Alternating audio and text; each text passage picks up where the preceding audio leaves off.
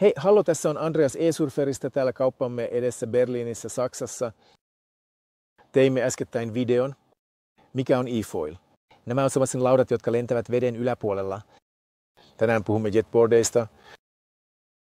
Meillä on täällä erilaisia jetboardeja eri yrityksiltä, kuten Awakeboards, Radin ja Lampuga. Kuten e-foilit, niissä on sähkömoottori, akku, joka tulee akkulokeroon ja tietysti kaukosäädin kiihdyttämiseen. Ja kuinka nämä tarkalleen toimivat, selitän sinulle pian. Okei, näitä sähköisiä surffilautoja kutsutaan jetboardeiksi. Syy, miksi niitä kutsutaan jetboardeiksi, on se, että useimmissa niistä melkein puon kaikissa on suihkumoottori. Tietääkseni oli vain yksi poikkeus, saksalainen lauta nimeltä Waterwolf, jossa oli suuri potkuri alapuolella. Mutta nykyään useimmat yritykset käyttävät suihkumoottoria ja siksi niitä kutsutaan jetboardeiksi. Kuten voit nähdä tästä jetboardista, niissä on melko suuri akkutila. Ja tietenkin ei ole vain akkutila, joka on suuri, vaan myös akku. Esimerkiksi tämä on Zendabi. Normaalisti se on raskaampi, 37 kiloa.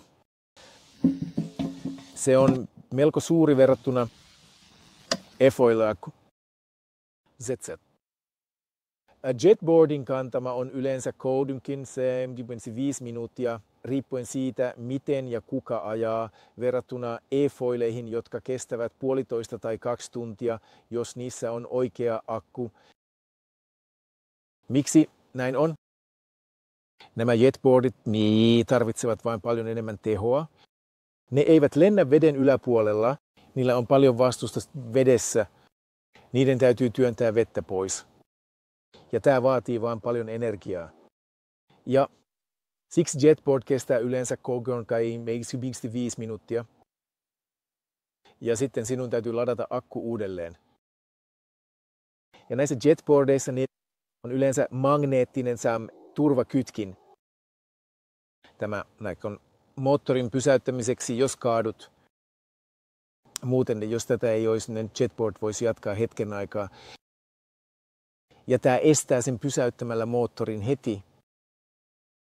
Ja ne on vain hyvin harvoja e-foileja, joissa on tällainen turvakytkin magneetti.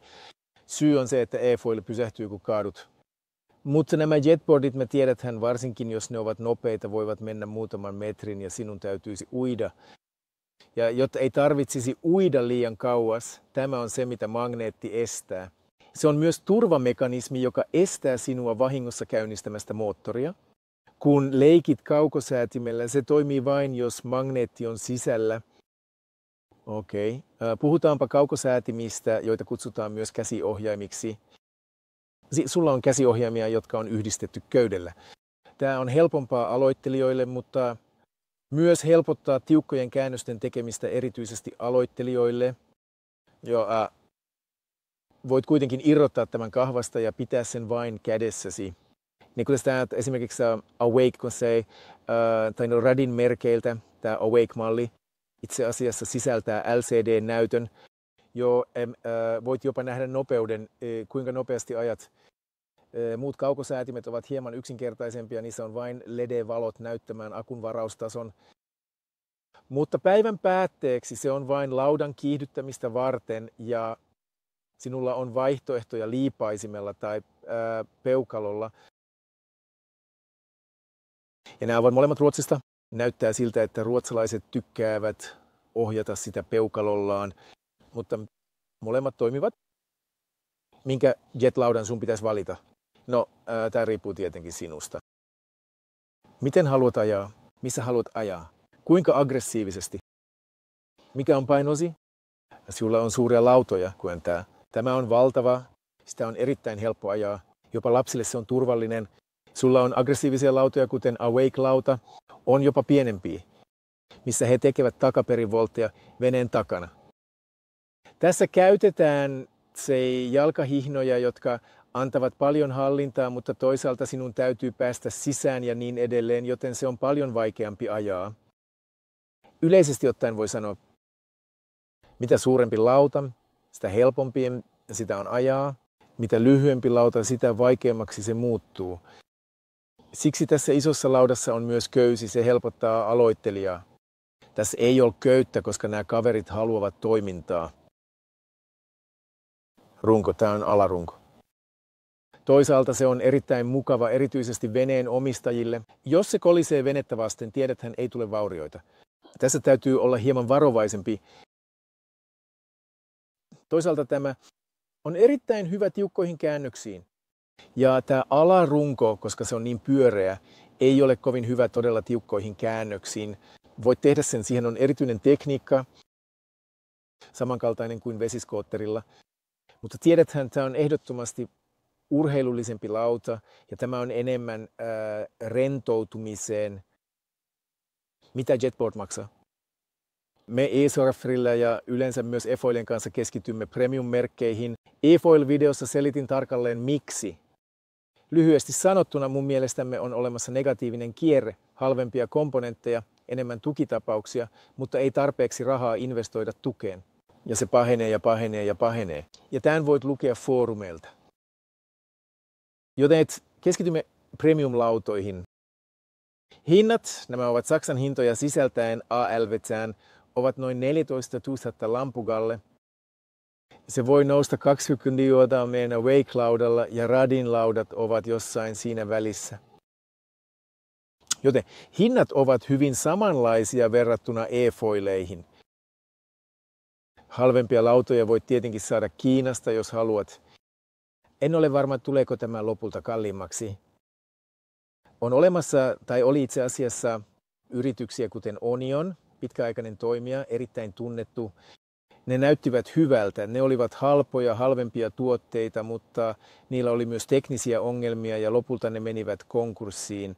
Tämä on ainakin viimeisin tieto, joka mulla oli. Joten keskitymme premium-merkkeihin ja niiden hinnoitteluun. En tiedä. Noin 500 000 €, kuten myös eFoileissa. Ovatko siis sähköiset surfilaudat sallittuja? Ja nyt puhun eFoileista tässä ja jetboardeista. Ja Saksassa, missä toimimme useimmilla alueilla, ne ovat sallittuja. Sinun täytyy tietenkin tarkistaa nopeusrajoitukset. Tarvitset rekisteröinnin sisävesillä järvien päällä. Ja jos menet merelle, et tarvitse sitä. Saksassa on poikkeuksia, kuten Bayerissa, järvillä ja Bodenjärvellä. Tämä johtuu siitä, että Sveitsissä yleisesti laudat eivät ole sallittuja. Ainoa toinen maa Sveitsin lisäksi, jonka tiedän, on Kanada. Mutta Kanadassa tämä koskee vain potkurikäyttöisiä laitteita, joten suihkulaudat ovat sallittuja. Mutta monet eFoilit esimerkiksi ovat varustettu potkurilla ja ne ovat kiellettyjä Kanadassa tällä hetkellä. Mutta eFoileille on yhä enemmän suihkuja, joten tämä on ongelma, jonka voit ratkaista Kanadassa. Yleisesti ottaen mä sanoisin, että useimmissa maissa se on sallittua, joissakin tarvitset rekisteröinnin Yhdysvalloissa myös. Mutta sinulla on lupa ajaa siellä, missä voit esimerkiksi ajaa veneillä tai vesiskoottereilla ja niin edelleen. Okei, tämä oli lyhyt johdantoni suihkulautoihin.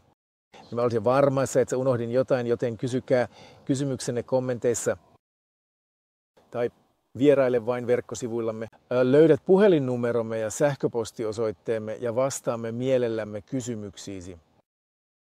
Tai vielä parempi, tule johonkin myymälöistämme, joko täällä Berliinissä tai meillä on myös muita kaupunkeja täällä Saksassa ja meillä on kumppaneita Espanjassa, Ranskassa, Italiassa ja lisää on tulossa.